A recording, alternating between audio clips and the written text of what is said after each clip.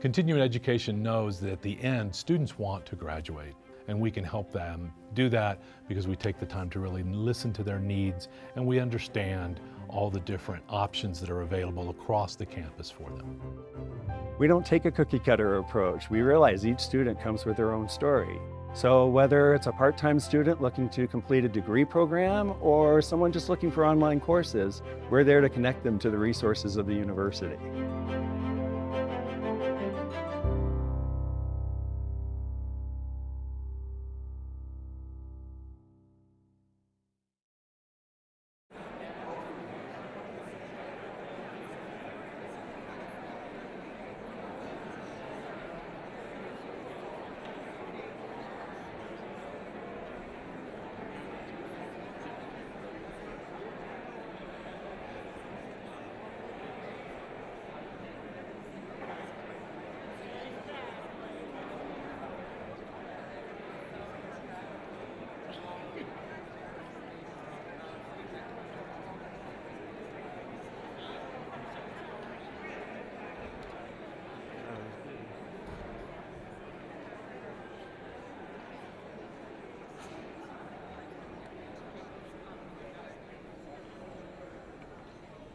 Good afternoon.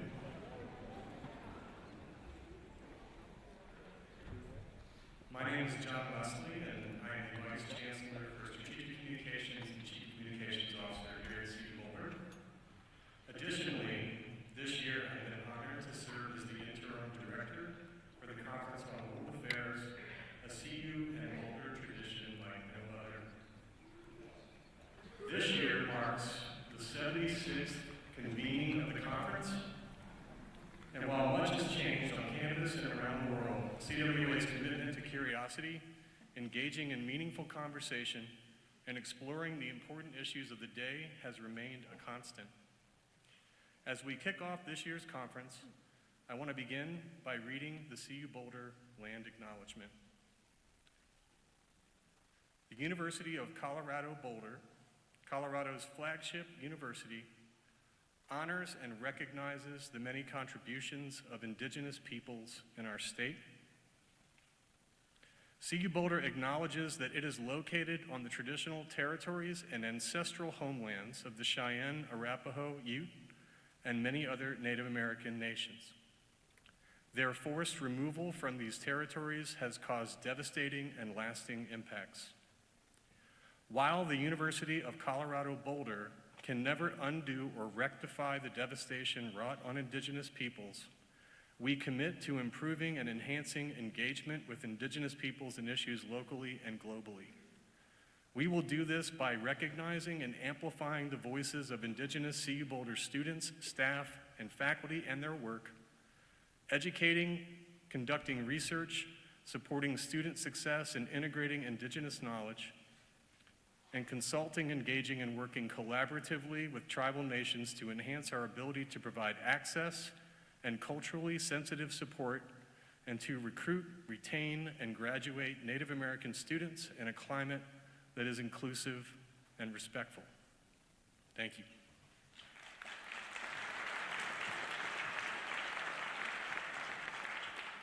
Now, for those of you new to CWA, allow me to share a little bit about its structure. CWA is, as I mentioned, one of the longest running traditions we have in Boulder and on campus. CWA offers the unique opportunity for students, faculty, staff, and community members to come together as volunteers and develop meaningful programming that not only provides an opportunity for us to engage with each other, but also allows the chance for many individuals outside of CU Boulder to come to campus. And we're glad you're here. Over the years, CWA has welcomed countless leaders from the arts, business, politics, and numerous other fields, and this year is no exception.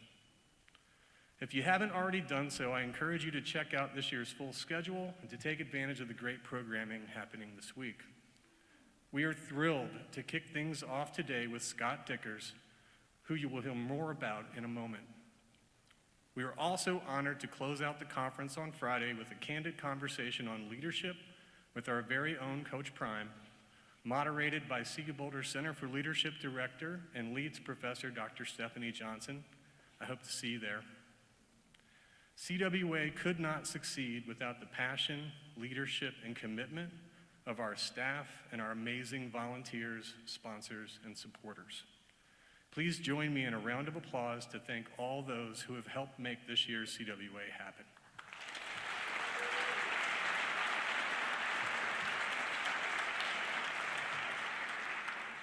And now it's my privilege and pleasure to introduce our CWA Community and Student Programming Chairs, Yvette Lowney and Vara Riom.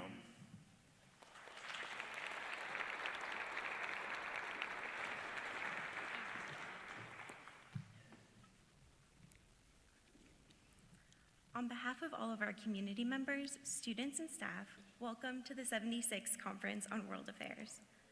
My name is Vara Riom, and I'm the Student Program Chair of this year's conference. It is truly a great pleasure and honor to be standing in front of you today. I attended my first Conference on World Affairs virtually in 2021 before I was officially a student at CU Boulder. I had just enrolled in CU after transitioning out of a 5-year career as a professional ballet dancer. I really had no idea what it was that I wanted to do with my life after ballet, but I knew that I wanted to get involved with CWA. I was so blown away by the caliber of speakers and the depth and breadth of the content. Plus, as an incoming political science student with my background, a conference that puts artists and foreign policy advisors together on panels seemed like a perfect fit. 3 years later, I never could have anticipated the impact that CWA would have on my life and the transformative experience that working on this conference has been. CWA exposed me to the ideas and the people that inspired my new career ambitions. It helped me clarify the issues that I want to work on and the impact that I want to have on the world. It gave me new insight into topics I knew little about and helped me find community here at CU. It's been an incredible privilege working with CWA at every level of the organization. And I'm so grateful to everyone who makes this conference possible. Thank you to our esteemed speakers for sharing their knowledge and insight with us, and to our sponsors and campus partners for their support. Thank you to our staff, who somehow managed to keep us all above water, and to all of our dedicated community volunteers who truly are the backbone of this conference. Thank you to all of our students who take the time out of their busy academic schedules to volunteer for CWA. Many are often surprised by how big of a role students play, but from choosing the speakers to shaping the conference content, the students' contributions are invaluable. Finally, thank you to each and every one of you in the audience for being here and for your engagement with CWA. This conference truly is for you, and we are so grateful for your support. I hope that you enjoy this year's CWA and wish you a stimulating and rewarding conference experience. I hope that you leave with new insight and inspiration to drive change in your communities. Whether it's your first time here or your 50th, I hope that you keep engaging with the conference so that we can continue to enlighten and inspire generations to come. With that, I'll hand it over to Yvette Lowney, my community program chair counterpart, whom I've had the pleasure of getting to know personally and professionally these past few years, and without whom this conference would not be possible. Thank you, Diane. Well, gee, after that, I don't really know what to say. Thank you, Vara, for the introduction. As Vara said, my name's Yvette Lowney. I am the Community Program Chair, which means that I have had the privilege of working with Vara and dozens of students, dozens of community volunteers, and the wonderful staff who has supported the logistics on this effort to develop this program that's going to unfold over the next few days. And what I can tell you right now is that we've been working on this for a year, and we are so happy to see you here. This is free and open to the public, and until we stand here, we have no idea what's going to unfold. So, boy, are we happy to see you. We will be bringing out Scott in a couple of minutes, but before then, I've been asked to talk about a few logistical points. So, at this venue, we're going to be encouraging lots of questions. Scott's going to come out, he'll talk for about a half an hour, 30, 40 minutes, then we'll have about 30 minutes for question and answers. So questions are really encouraged. We are inviting people to come up to a microphone, so there are microphones in the aisles. So just come up to the microphone, get in a queue. The students get to come to the front and ask their questions first. And we ask you that you keep your questions short so that we can get lots of questions up to Scott. If you are not comfortable coming to the microphone, we also have some people walking through with some cards and pencils. If you raise your hand, we will get a card to you and a pencil to you, and then we'll come pick that up, and then the students who will be manning the microphones will articulate those questions. So, did I miss anything, Martha? All right, we're good on logistics. The rest of my notes, I feel like I don't have to say very much because John and Vara did such a great job of introducing what I was going to say. So let me just talk a little bit about this particular keynote. In planning the Conference on World Affairs, we have a few traditions that have run through the full 76 years that we have been doing this. And one of them now is that we include programming that honors longtime CWA participant Molly Ivins. And so this keynote today is some of the programming that honors Molly. For those who don't know who Molly was or didn't have the pleasure of seeing her at CWA, she was a newspaper columnist and political commentator who I would say built her career and reputation, speaking truth to power, and using her incredible wit to do it effectively. So her motto was raise hell, work hard, and have fun, which I think is an awesome motto for all of CWA. So it is no surprise, given how wonderful Molly was, that when we reached out to Scott Dikkers, he knew who she was. We started talking to him about, well, this is going to be honoring Molly Ivins, and he started telling me about who she was, which I loved. So let's pivot to Scott.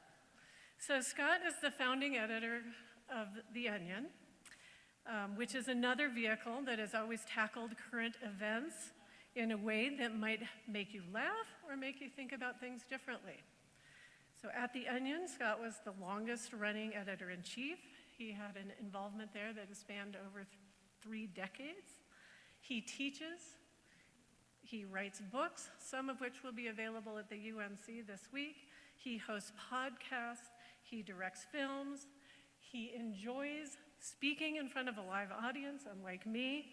And so with no further ado, we would like to offer Scott the Molly Ivins Tribute Award and invite him out to speak to all of us. This is for you. Thank you. And we will hand it off here. Thanks, Scott. Oh, photo opportunity. Shake hands. Yeah, like this, and then like this. Oh, yeah, okay. Okay, beautiful, thank you. Hi, everybody. Hello. It's so great to be here. Thank you for that lovely introduction. Thank you. It's so great to be here in Boulder. Long time ago, I was hanging out in a college dorm room with a bunch of other goofballs, and we managed to start up a little publication that has somehow become the world's most trusted news source. Talking about The Onion. Curious to know, show of hands, anybody here ever been tricked by an Onion story that you thought was, oh my God, too many hands, this is sad. And I will admit, it happens to me too.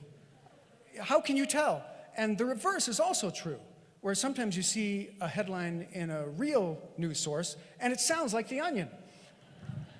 And I'm steeped in this stuff, and even I can't tell sometimes. And when I see a good one, I write it down. I wanted to share a few with you that I've seen recently.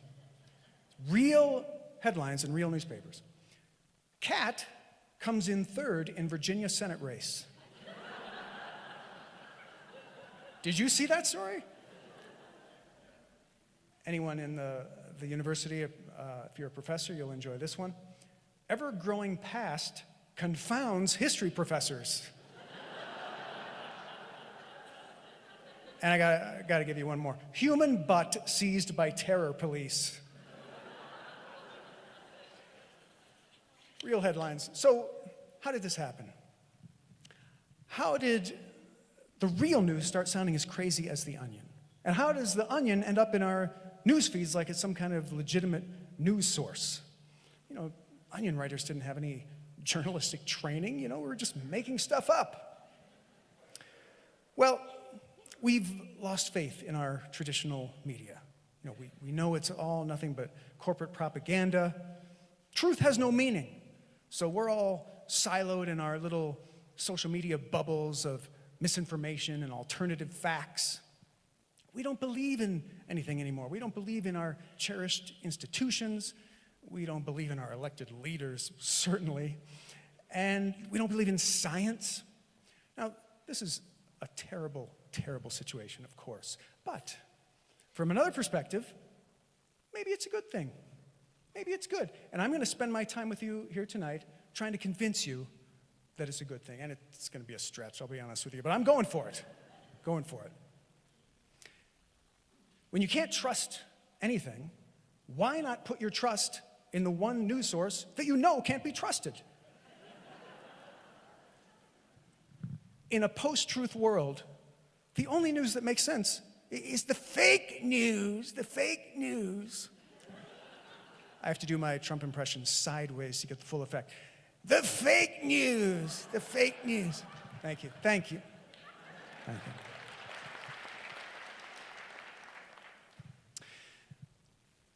So here's how all this craziness began. It was 1988.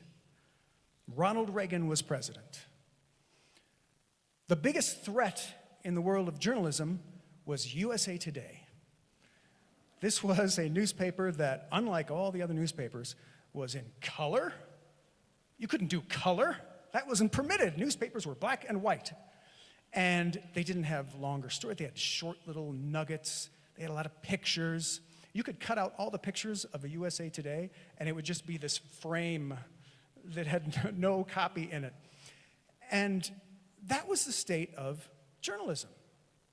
And so, a couple of those goofballs I mentioned earlier, Tim Keck and Chris Johnson, thought, well, we should do a college humor publication here in Madison, Wisconsin, and make fun of USA Today. It'll be a good opportunity to tear down this horrible thing that's happening in journalism. And they roped me into that, and I helped them. Now, just to give you a little peek into the future of how far the pendulum has swung, today, USA Today is one of our finest newspapers. Everybody else looks like USA Today. Everybody else is doing nuggets. People are firing investigative reporters left and right. They win the Pulitzer almost every year. So, just to give you a little peek into how bad things have gotten. Back then, it was a terror. USA Today was a terror. So, my thought, when I first spoke to Tim and Chris about this exciting project, is now I'm in the comedy business, and I do a comic strip that's a big hit in Madison. That's why they want me involved. I thought, well, this would be great. This is a humor magazine, like Mad or National Lampoon. But no, it turns out they went to the printer and asked the printer, well, how much would it cost to print a magazine, a humor magazine with a full-color front page? Now, these guys didn't have penny one. Nobody's investing money in this. There's no, seed capital. It's just these two guys in a dorm room. And the printer said, I forget, it was like $2,000 and some per issue.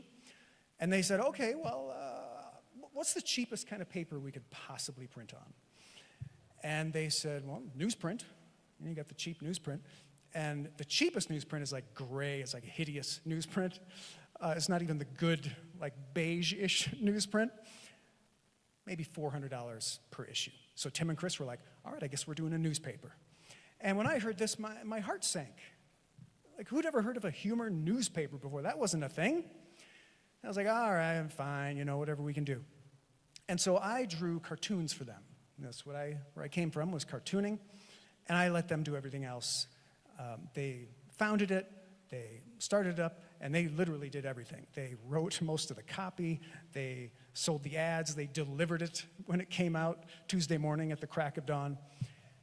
And when the first issue hit the streets, I saw it, and at that point, I was doing my cartoon. I did 3 different cartoons for them with different drawing styles and under assumed names, so it wouldn't look like this one guy who could draw was doing all the cartoons, you know, like a bad high school yearbook.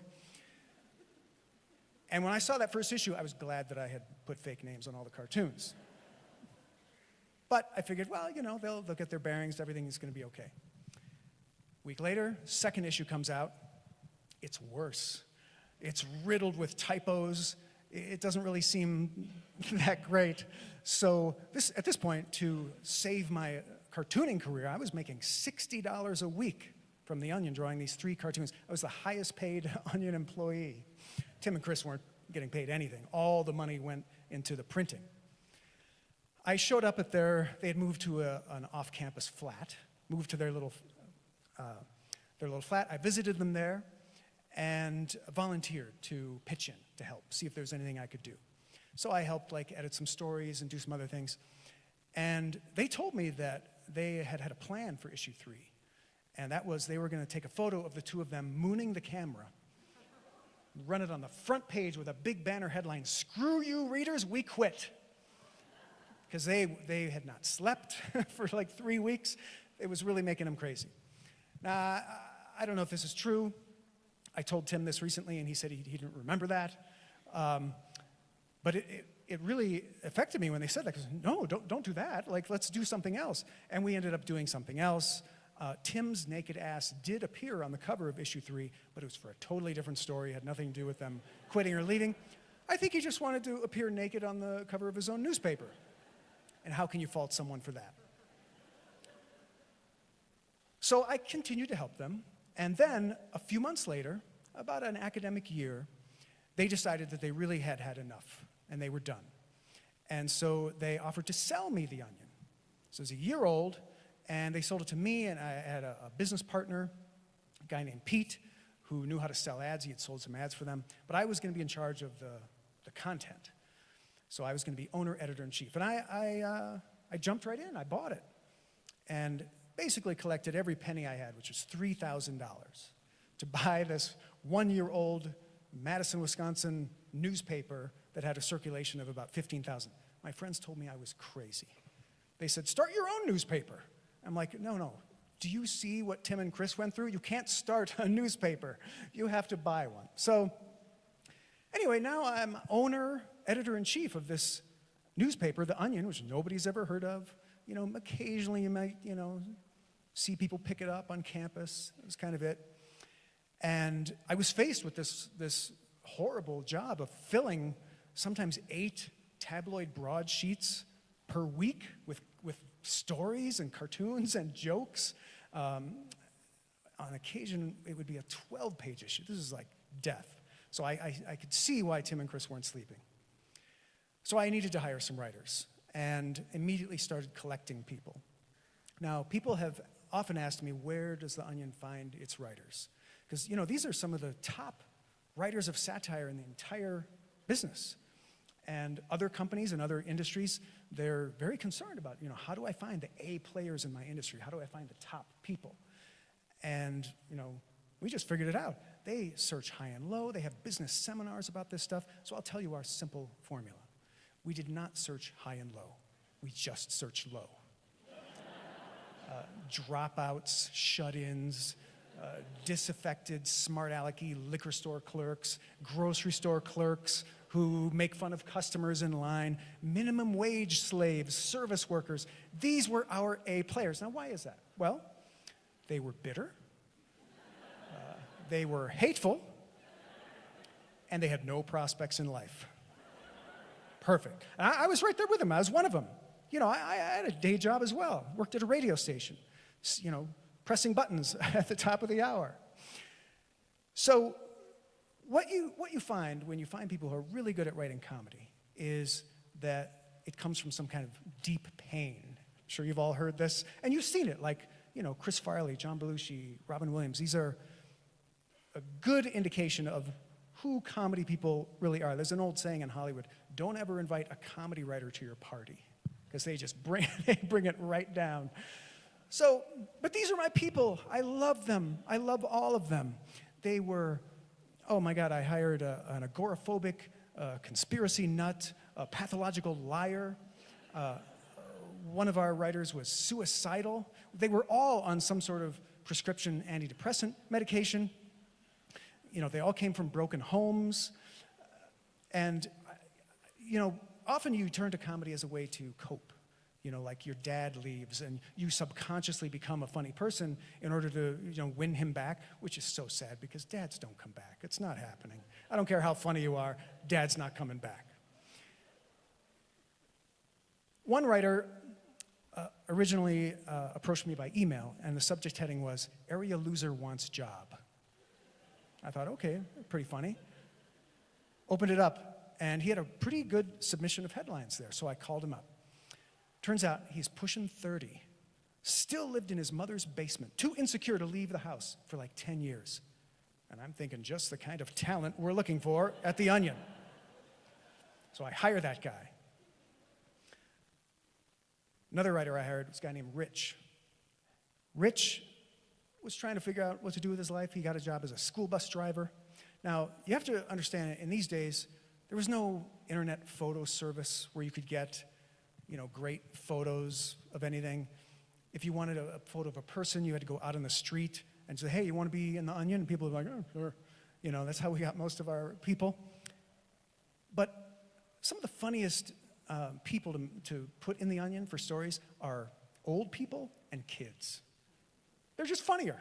They're funny. I don't know what it is. Maybe it's because they don't have any sense of comedy about themselves. They take everything very seriously.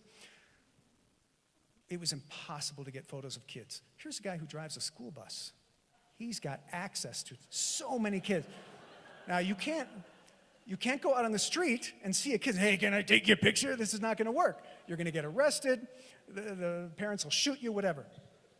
Rich had this plug-in. And so we would do it legitimately. We'd find a kid on the bus, and Rich would say, yeah, he'd be perfect for this story. We'd contact the parents through the school, and they'd sign a release form. Everything was very by the book. And we do that for regular people on the street too. They'd sign a blanket release. By the way, if anyone ever approaches you from The Onion, do not sign the release and do not let them take your picture. You'll end up being, area masturbator, local pedophile. You do not want that, okay? Just don't do it.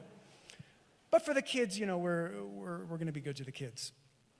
And so a lot of times in those early months and years of The Onion, it would just be me and Rich staying up all night, drinking Cokes and eating pizzas, trying to make ourselves laugh, trying to make each issue of The Onion funnier than the last. And nobody was making any money. The basic business model was the same as with Tim and Chris. You cover the printing costs, and if there's anything left over, it's a win. And I noticed a lot of our advertisers at that time paid in cash, which I thought was very strange. Pete would come out, he'd go, hey, we got some money this week, and he'd give you like $20, for the week. Found out much later that one of our main advertisers had been indicted for laundering cocaine money. Another writer I want to tell you about, early writer we hired named Carol, a pure delight. Carol, I discovered through her street art. She would do these amazing little stunts around campus that you couldn't help but notice. And one of them was when she would go on vacation, she would travel, she would steal a roll of toilet paper from the restroom of wherever she went, and she would label where it came from, and she would display it in her apartment. And somehow, and I'm talking about Graceland, Wall Drug, whatever, just kind of like, wherever places. Somehow she got listed in an international museum directory and called her apartment the Madison Museum of Bathroom Tissue. So what would happen was people would travel all over the world and steal toilet paper and write where it came from and mail it to her. Pretty soon, all of her walls were lined with toilet paper from all over the world. She had the Great Wall of China, she had the Louvre, she had the White House. Now, the White House toilet paper was encased in a special glass box so nobody could, defile it. And I saw her giving a tour of the toilet paper museum on the nightly news one night. And I was like, who is this? But here was the clincher. Here was something she did, this very disturbing little stunt she pulled. Very disturbing. She dug a hole in the grassy median in front of her apartment, maybe about this wide, about this deep, and put a little placard there that said, "Who took our baby?" So when you're walking down the street there, this is like an old-fashioned magnetic headline that makes you want to read what's going on. This is why Carol is such a brilliant writer. There's copy underneath that headline, and it explains that their precious newborn infant had died, they buried her here in the grassy median, and some monster had dug her up. Please bring her back to us. So, with writers like these, you can imagine that the Onion started to get into a little bit of trouble for some of the things that we were printing. Happened a lot. One of the first areas where we got in some serious trouble was with the governor of Wisconsin. I was planning a big front page story, "Governor proclaims November Masturbation Month." And I needed a photo of the governor for the story. I already explained to you how difficult it was to get photos back in the day. So I called his office, and I figured I'd get the standard politician mugshot, in front of the flag or whatever. I think, all right, that's what I got. And I call and I talk to his press secretary, a guy by the name of John Hankus. And he says, "The Onion, huh? I've seen you around." "No, I'm not going to give you a photo. You're just going to make fun of him." I'm like, "Yes, but aren't I entitled to that photo?" He refused to give me the photo. I went to the local daily newspaper, the Wisconsin State Journal. They had a whole file of photos, beautiful photos of the governor. They had him at a podium going like this, perfect for this masturbation story. And they let me use it. They just said, just don't give us credit. So I'm laying out this story, and I decide, just for kicks, a little writing on the side of the photo, "Special thanks to John Hankus." Now, when that issue hit the streets, I got a really angry phone call from John Hankus. The comic farce that took place in the governor's mansion, I wish I could have seen it. The guy got his head chewed off. "What are you doing giving these kids a photo?" "I didn't give a photo."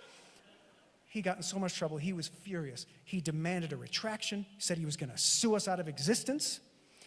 And he did, in fact. His office prevented us from getting a major advertiser for many years. They worked really hard to ruin the Onion.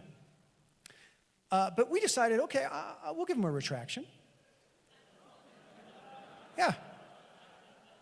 Next issue of The Onion on the inside front page, little box.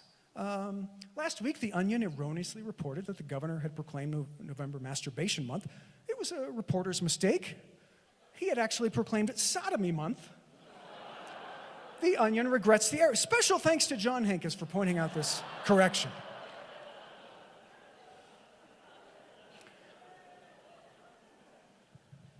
I wish I could say that our troubles ended there. Just the beginning. Just the beginning. We got a knock on our door a little while later from a very serious-looking attorney in a suit and graying temples, just like from Central Casting. And he said, "I understand that you've reproduced a photograph of my client, Ginger Rogers, without her express written permission. And I'm here to find evidence of that infringement and use it in a court of law when I sue you out of existence." We heard that phrase a lot. So he barges in, he starts rifling through our back issue pile. And meanwhile, I'm terrified. My knees are shaking because I'm pretty sure that we ran a photo of Fred Astaire and Ginger Rogers dancing. We ran it in the worst possible way. We ran it in an ad we had made for a local hamburger place. You can't do that. Anytime you use a celebrity's photo in an ad, it implies endorsement, and you lose that case. It's open shut. Well, he gets up from the back issue pile and says, "I had it on good authority you'd run that photo, but I can't find it. And you know what? I'm glad, because I think what you kids are doing is hilarious." oh, that thing with the governor was a hoot. And he starts listing his favorite Onion headlines. He's like a fan. I don't know if it was out of guilt or opportunism. That attorney, Ken Artis was his name. If you ever need a good attorney, look him up. Ken Artis, Black River Falls, Wisconsin. He decided to be the Onion's pro bono legal counsel. From that day forward, every week, like clockwork, he would come in and he'd read the entire issue. He'd laugh and laugh and laugh, and he'd let us know if there was anything actionable. And, this is much more important, if anyone ever came after us, tried to sue us out of existence like he did, he would make it go away. He was magic. The Onion would not exist without Ken Artis. And I'll give you a couple of examples. So, Taco Bell wanted to sue us at one point. They didn't like our front page story. Taco Bell introduces new morning after burrito.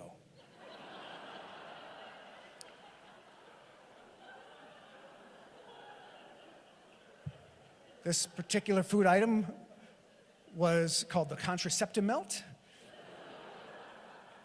And if consumed within 24 hours of intercourse, it would terminate an unwanted pregnancy. It was a great story. I don't know why the other media wasn't covering this. But Taco Bell people were pissed, and they called, and Ken just made them go away. Just made it go away. Amazing. Happened again. We did a big story about how a dying 13-year-old was going to get his wish.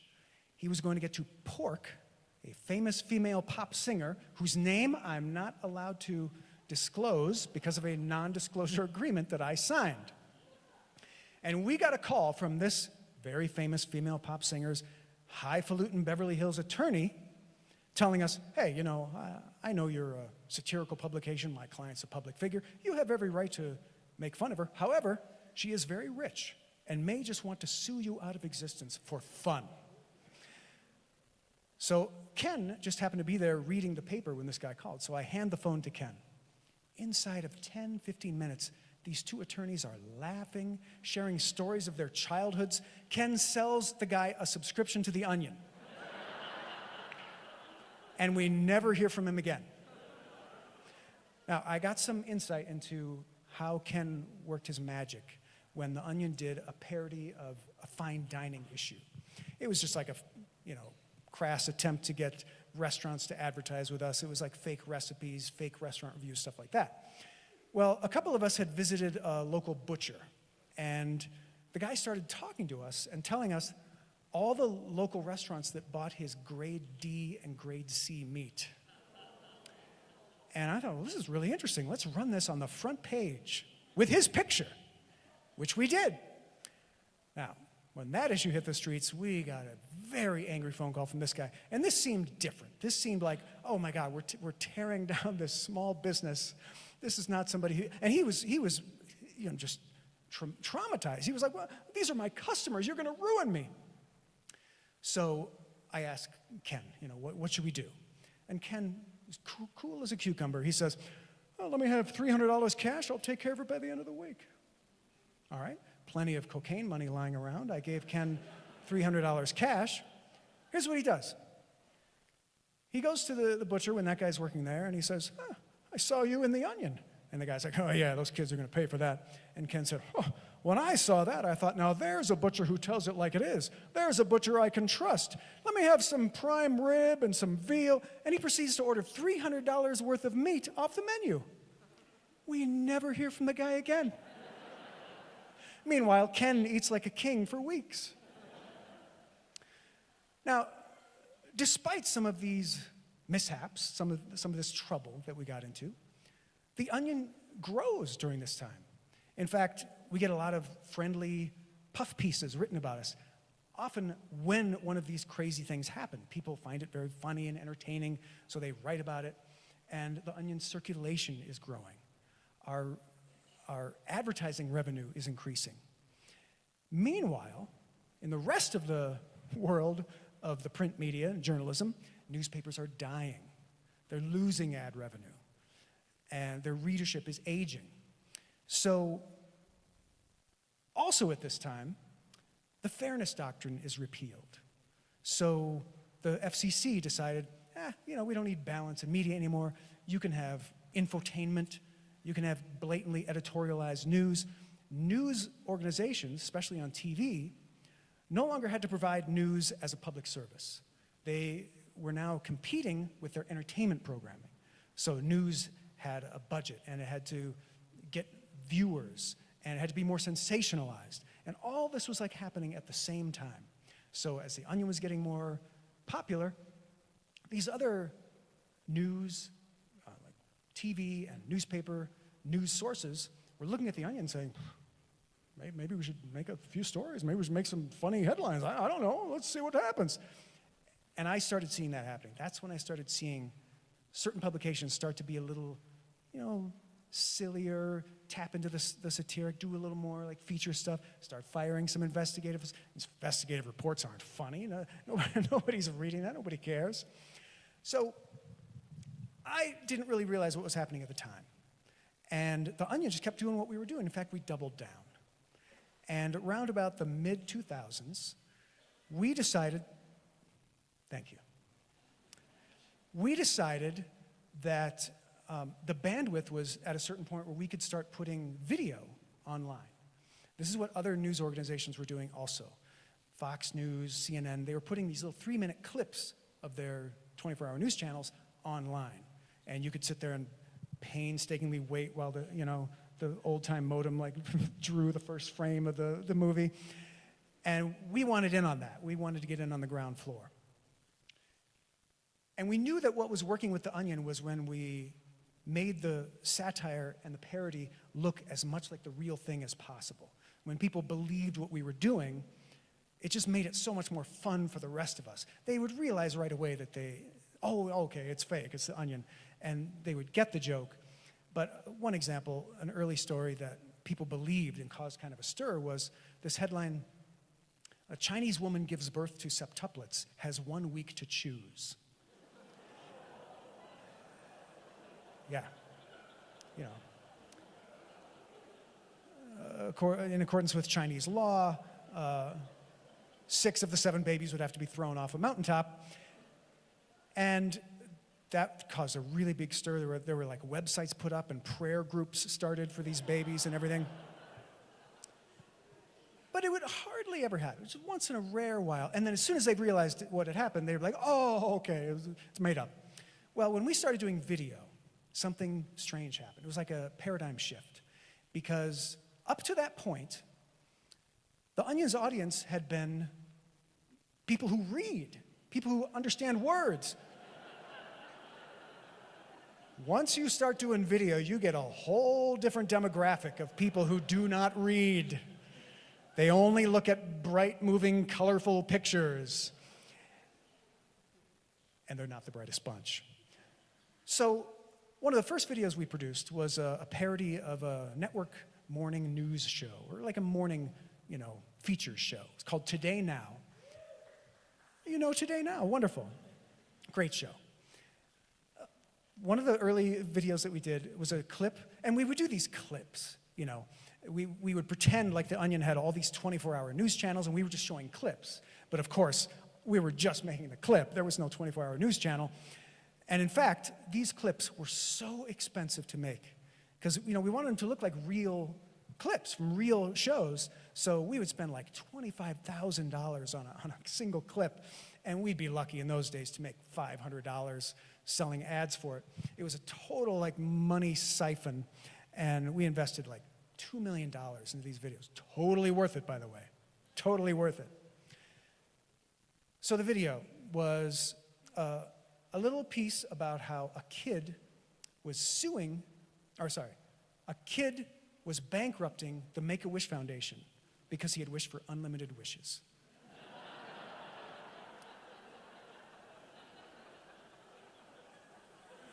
And on the show, we showed this kid, his shaven head, in his hospital room surrounded by expensive toys and celebrities and stuff like this. And on the show, there was a lawyer from the Make-A-Wish, an actor we hired, pretending to be a lawyer from the Make-A-Wish Foundation, saying, a promise made is a promise kept. The kid wants a battleship, he wants a F-18 fighter jet, you know, we hired a crack legal team to try to get out of the deal somehow. The kid wished away our legal team.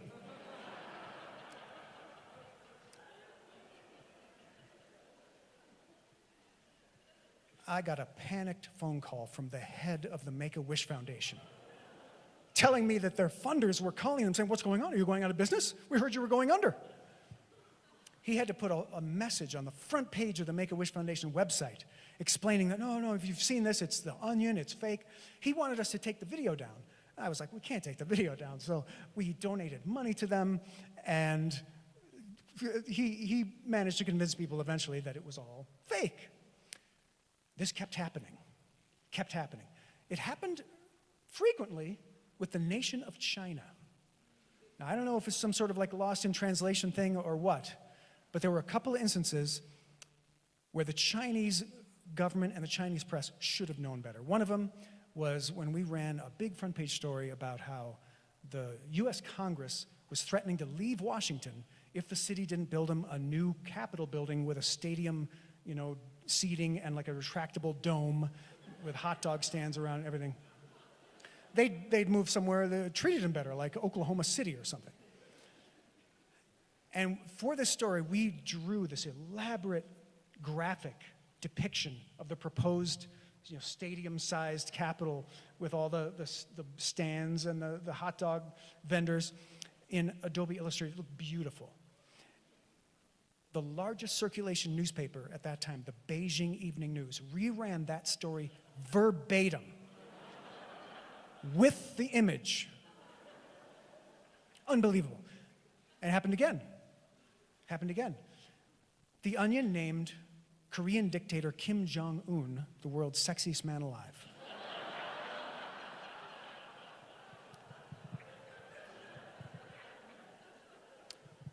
The official Chinese news agency reran that story verbatim. They used all our photos. They even added some of their own photos of the sexy dictator to augment the coverage. Now, when they realize they're punked, most people, like I said, they're like, oh, okay, I get it.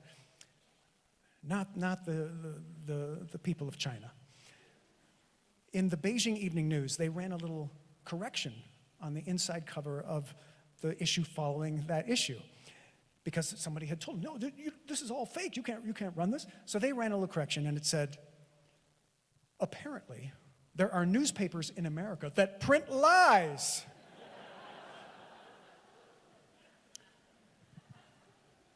Now, by that point, most people have heard of The Onion. All of these little instances, some of the good press that we've gotten, The Onion is like nearly a household name. We had the 9/11 issue, really put us on the map. We had a best-selling book. So most people get it. Most people, you know, maybe they're tricked for a second if they see the headline in the news feed, but then they're like, oh, okay, it's The Onion.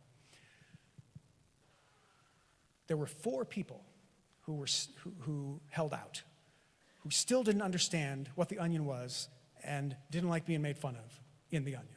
And only 2 of them were US presidents. First one was movie director Michael Bay. All right, so Michael Bay didn't like a story that we ran. It was one of our editorials on the inside of the paper that was written by Michael Bay. You know, we would have people write editorials all the time, and they were, you know, we'd write them, just put his name and picture on them. People they don't like that. And Michael Bay especially didn't like it. But what the editorial was a screed, he was furious that the year the March of the Penguins came out, it won the Oscar and he didn't. And he was furious at all those goddamn penguins. He demanded that we pull that story. Okay. Number 2, Steven Seagal. Actor Steven Seagal. Now here's the crazy thing. So we made fun of Steven Seagal, he got upset, and it was a typical situation. Ken Artist calls his people, and the people are like, oh, okay, it's supposed to be funny. Oh, okay, never mind. Then The Onion makes this ill-fated Onion movie, the mid-2000s. Steven Seagal is in the movie. Steven Seagal is in the movie. I don't know if he forgot or what happened. He's taking the job. I don't know what it was. Some people, you can't make any sense of them. All right. Number 3, George W. Bush. So we started doing a parody of George W. Bush's weekly radio address. This is a thing that presidents used to do, started with FDR. Every Saturday morning, they'd do a little radio address. They would just tell the people of the nation how things were going or whatever. And I decided to start doing a parody of it because every week, it seemed, George W. Bush would do something really stupid that you'd have to make fun of. And there just wasn't enough room in the paper or on the website to do it all. So I started doing this parody weekly radio address. And I was taking a little hiatus from The Onion when I started this. It was like a side project. Then I came back to The Onion, and the new owners at that point decided, hey, we should run that weekly radio address in The Onion, like a public service. And so we designed this beautiful page for it, had the presidential seal there. We got a cease and desist order from the George W. Bush White House Affairs Office. Now, I don't know if any of you remember, but this is right about the time when Harriet Miers, who was one of Bush's attorneys in the White House Current Affairs or White House Legal Affairs Office, was put up for a Supreme Court spot. And everybody thought, she's a clerk, she can't be a Supreme Court justice. And so we took advantage of this opportunity. We told the New York Times about it. They wrote this huge arts piece about it. It was beautiful. Like, thank you, George W. Bush. I was in the process of pitching a book adaptation of the podcast. The offers shot through the roof. There was a bidding war. It was like the most beautiful thing in the world. Now, George W. Bush, maybe he's come around by then. Maybe he, understands what The Onion is. Any of you seen his paintings? Those paintings he does? There's something not right about those paintings. There's something wrong with that guy. Like, it's in the eyes. There's something off. There's something off. I think he might be trying to, capture the souls of, I don't know, people he tortured or people that got killed in Iraq by mistake. Bombed the wrong country. I didn't know what I was doing. There's something going on there. Take a look next time you see one of those paintings. You all know who the last person is on the list, don't you? Yes. So, back in the 1980s, there was a humor publication called Spy Magazine. You remember Spy Magazine? Great, great magazine. Hilarious, fantastic. They made fun of Donald Trump in almost every issue.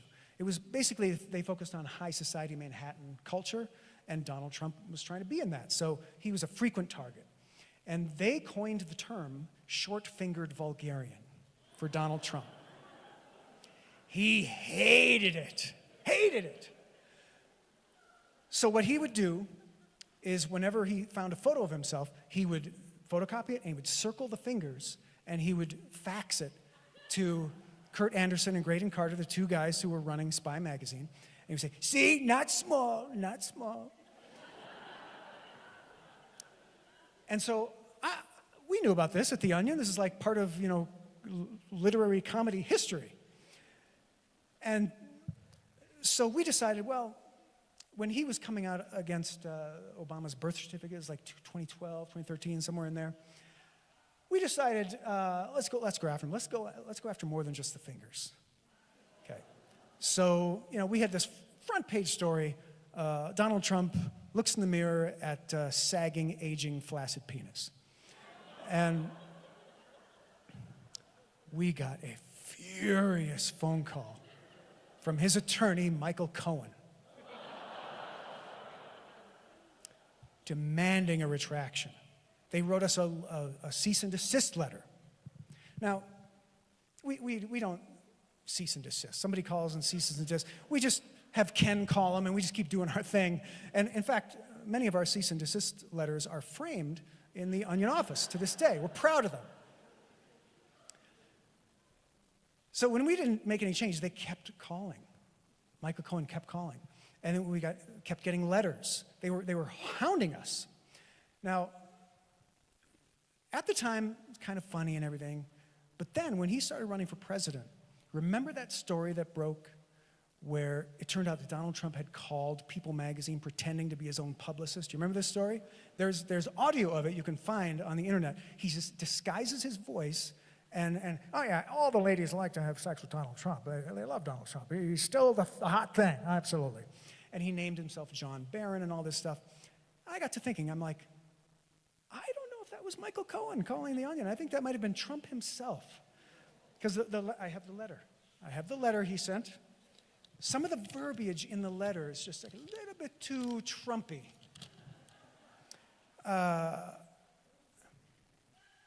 Let me begin by stating the obvious.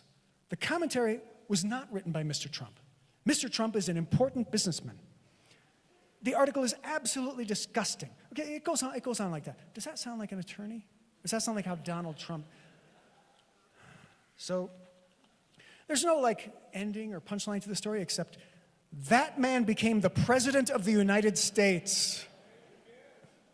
And he may again. Yeah. Yeah. So what do we make of all this? What do we make of all this insanity? Well, I said it earlier that I think maybe it's a good thing. Now, why would I say such a crazy thing? You know, we've got the Onion in our news feeds, and nobody believes anybody or trusts anything anymore. There's no grown-ups in charge. There's no authoritative anything. Well, I think especially when it comes to the media, all of this insanity should really form like this giant laser beam that shoots right into our minds a very important message. Very important message that we all need to take stock in. It's a message that can make us more educated citizens. It's a message that can make us more informed voters. It can make us better at thinking critically. And that message is simple. It's, don't believe everything you read. Thank you very much, everyone. Appreciate it.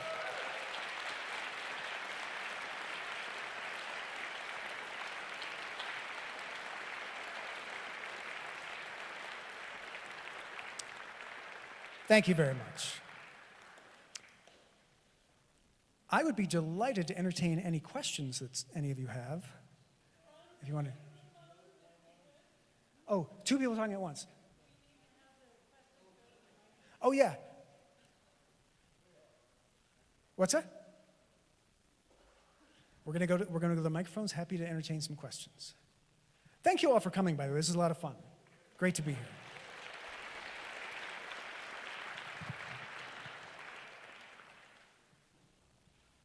Hello. I can barely see, but that's okay. Hi, my name's Chance. I had a two-part question. First, what's your favorite piece of media that you put out? And second, what is a story that didn't go out that you think of? That I think of? That stands out to you. Stands out to me. There weren't too many stories. Well, it's kind of a boring answer because a lot of the stories that didn't go out because they just weren't that funny. So anything that we thought was really funny, we'd put it out. And then what was your first question again? Favorite piece of media. Oh, what's my favorite piece of media that I put out? I would have to say, oh my God, there's a lot. It's like having kids, you know, you don't want to pick favorites. Because what if the other kids are here that you pick the favorite? But I would have to say that it was The Onion's first original book, Our Dumb Century. Very proud of that book. We worked really hard on it. Had just an amazing team of geniuses putting that together. It's a history of the 20th century through fake front pages of The Onion, and I recommend it. Thank you very much for the question.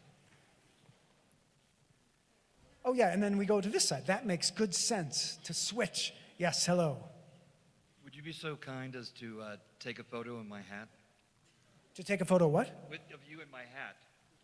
It relates to your comments. I'll take a photo of you in your hat. Can we wait until all the questions are done? Oh, you want me to wear the hat? What does the hat say? Am I endorsing anything? Oh, it's a Chinese hat. Yeah.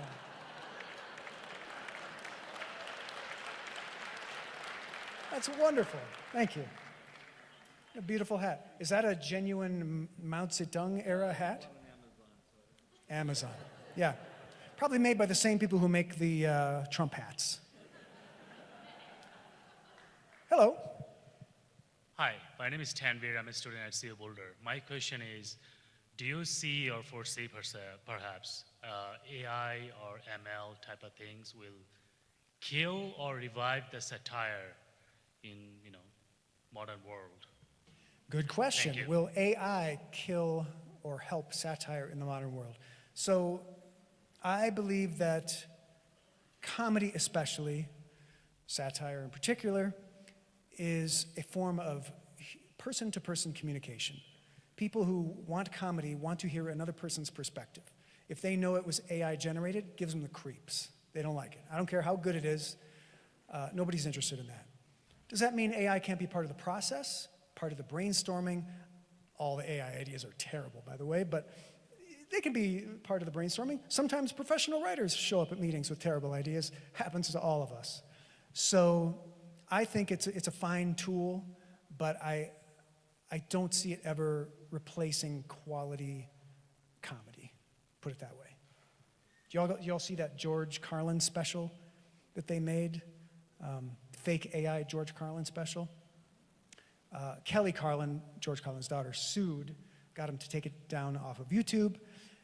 And they claimed that it was all AI generated, but it turns out one of the guys, who's like an experienced writer, wrote the whole bit, modeled after George Carlin. So it wasn't even AI. So a lot of people saw that and got scared. They were like, this is a pretty good George Carlin special. I don't know what's going on. Oh, and now we're on this side. Yes, hello. Hi, so we have Jon Stewart, John Oliver, Samantha Bee, Jordan Klepper. Why does left-leaning satire seem to be successful and popular while right-leaning satire seems to fall flat? Yeah, why is left-leaning satire more successful than right-leaning satire? It comes down to this basic theorem of doing satire, even comedy in general to some extent, and that is you need to comfort the afflicted and afflict the comfortable. So audiences like when you make fun of authority figures, power structures, so on and so forth. They don't like when you make fun of the downtrodden, victims, stuff like that.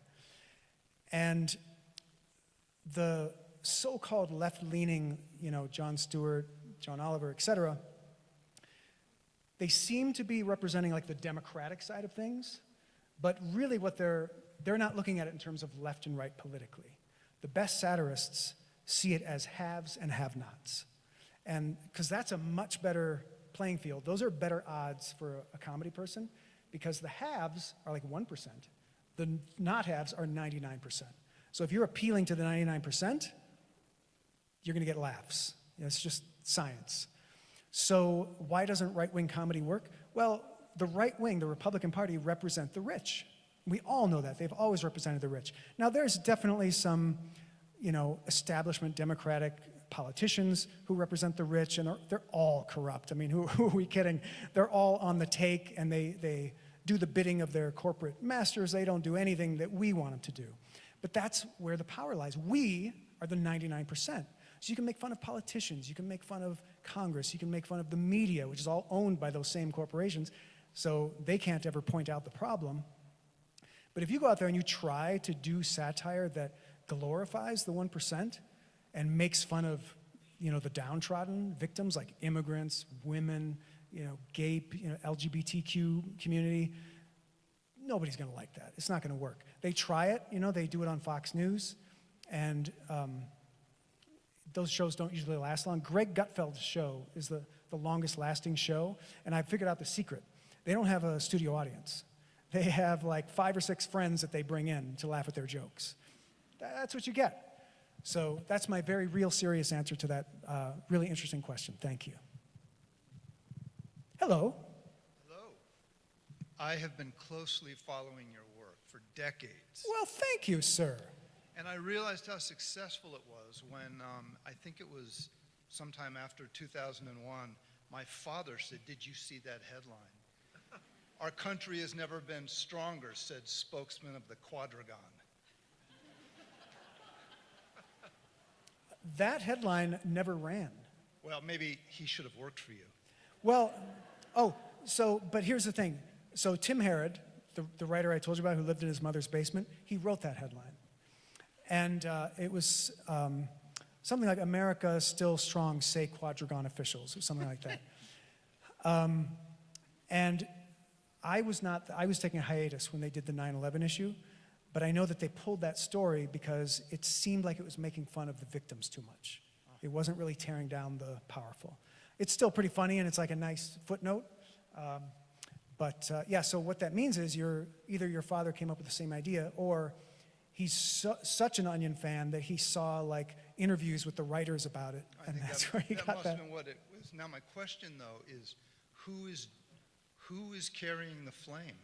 Who is doing it now? Who would you look to think, okay, there's a generation of satire that has that quality? I'm thinking of like Some More News on YouTube is very cutting and awesome, but you would know.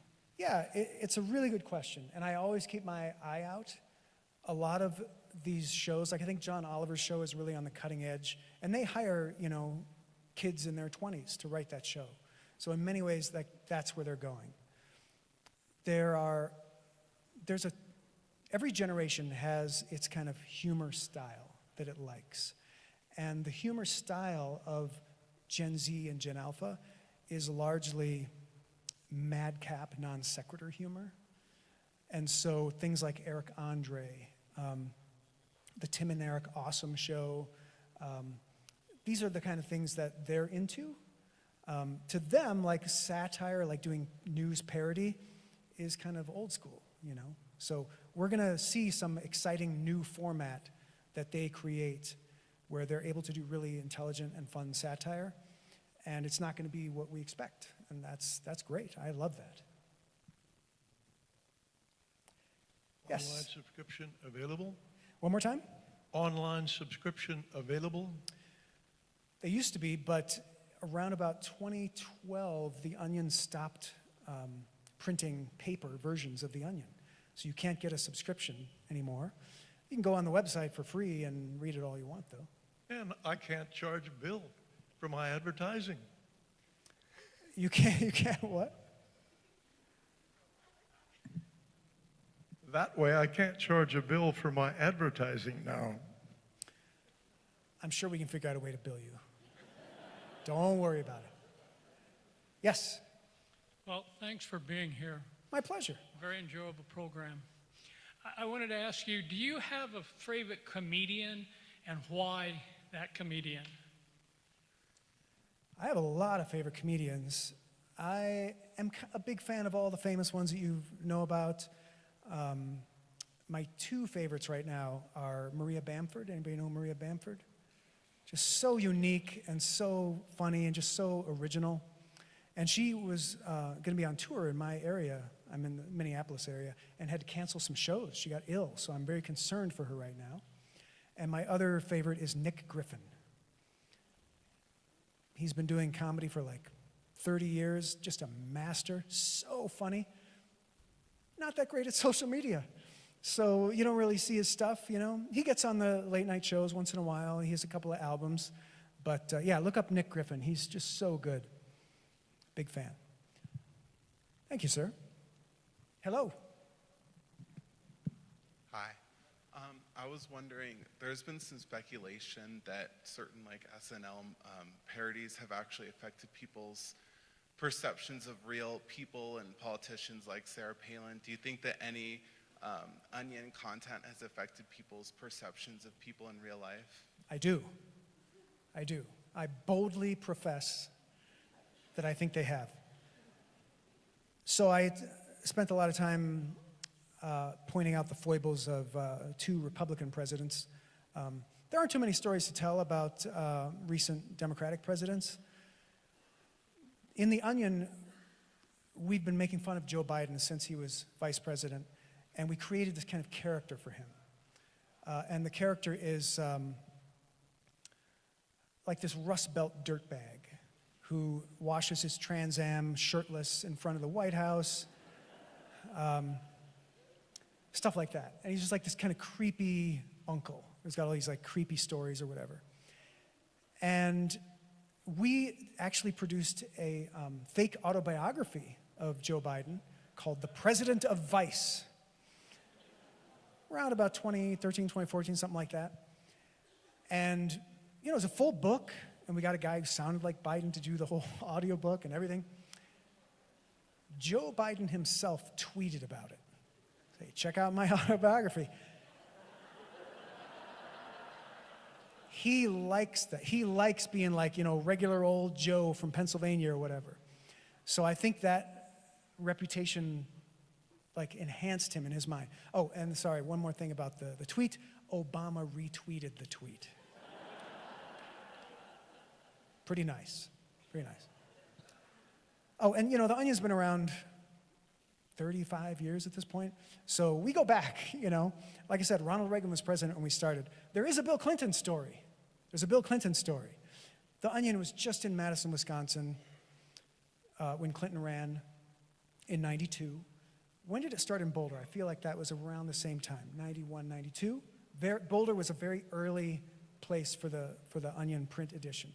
Earlier, couldn't have been earlier than 91. Maybe you're right. Anyway, Bill Clinton came to Madison to give a speech, and we really wanted a photo of Bill Clinton holding up the Onion, like do anything for it. How are you going to get to him? Like, you know, how are you going to pierce through the crowd and get to him? Well, how else? We had a lot of really attractive advertising representatives. We had one that was really his type, you know, really big-bosomed woman. And she was game. She's happy to do it. So she grabbed a copy of The Onion, worked her way through all the security guards, bodyguards, like, right this way, right this way. And she got a photo of him holding up a copy of The Onion. And we, of course, we ran it in the next issue and made up some story about how he was, you know, endorsing The Onion or something. I'm off on a tangent. Which side are we on? We're on your side. Go ahead. I was hoping you could talk about the amicus brief before the Supreme Court. And this is not a story from The Onion. This actually happened, that you filed an amicus brief. In Ohio, in Parma, Ohio, there was a man who was arrested for making fun of the police on Facebook. And you filed an amicus brief on his behalf. And I want to thank you for that, because that is heroic work, and I want you to talk about it. Thank you for the question. Thank you. So I am not with The Onion anymore. I left a few years ago, so I did not write that. The person who wrote it was The Onion's current head writer, Mike Gillis, and he did a beautiful job. It was so well written. It was so funny, and it didn't work. The Supreme Court did not side with The Onion on the issue. Yeah, I totally agree. It was a beautiful piece of writing. It was a great stance to make. What's so good about it was that it deconstructed. It showed, it gave you like a parody, and then it said, oh, well, buckle up, readers, we're going to show you how this works and all this. And it's deconstructing how parody works, and it's a masterpiece, and I think everyone in the audience should read it. Yeah, no, it's beautiful, and it shows you just how much things have changed with social media and with the ability of fake news and propaganda to influence public opinion. Because one of the Supreme Court cases that we really relied on at The Onion for so many years was the People versus Larry Flynt, which was from the 70s, when Larry Flynt made fun of Jerry Falwell. And he did a fake ad with a picture of Jerry Falwell, claiming that Jerry Falwell, you know, had sex with his mother in an outhouse and stuff like this. And Jerry Falwell, the, you know, famous TV preacher, head of the moral majority, sued and went all the way to the Supreme Court.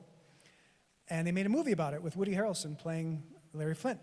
Highly recommend it. Great movie. Milos Forman. Norm Macdonald is in the movie. Anyway, 9-0.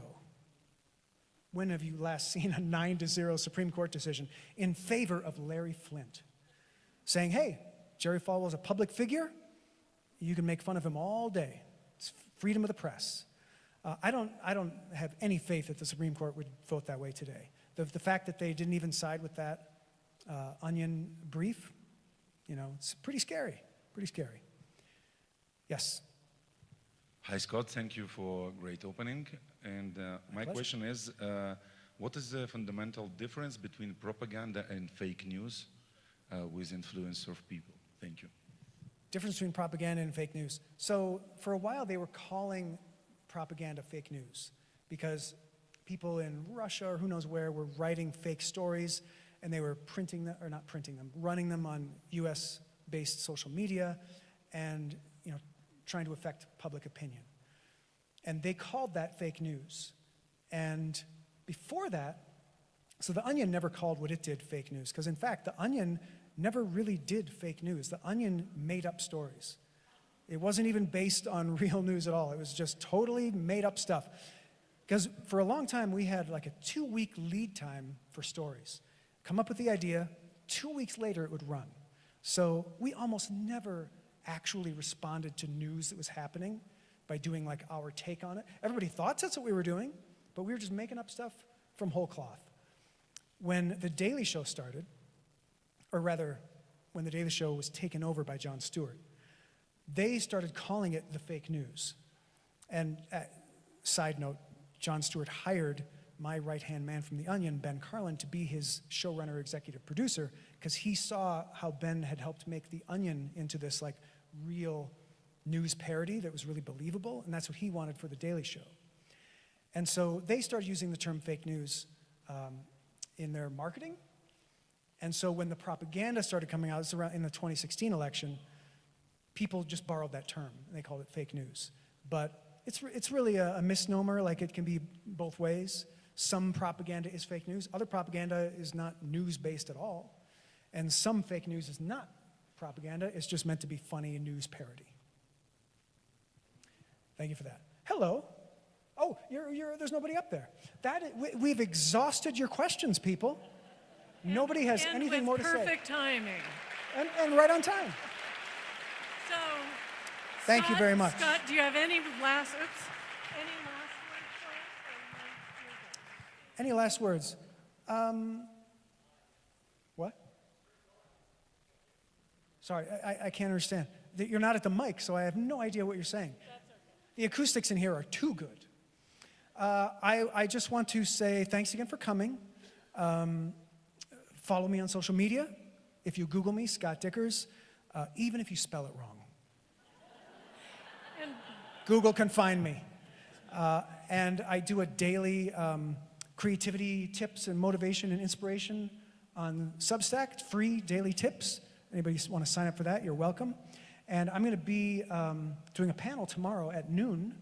I welcome you to all join in for that, and invite your friends. And I hope you enjoy the rest of the Conference on World Affairs. Thank you very much. So, thank you for joining us and for the Molly Ivins Memorial Tribute recipient, Scott Dikkers. All right, thanks so much.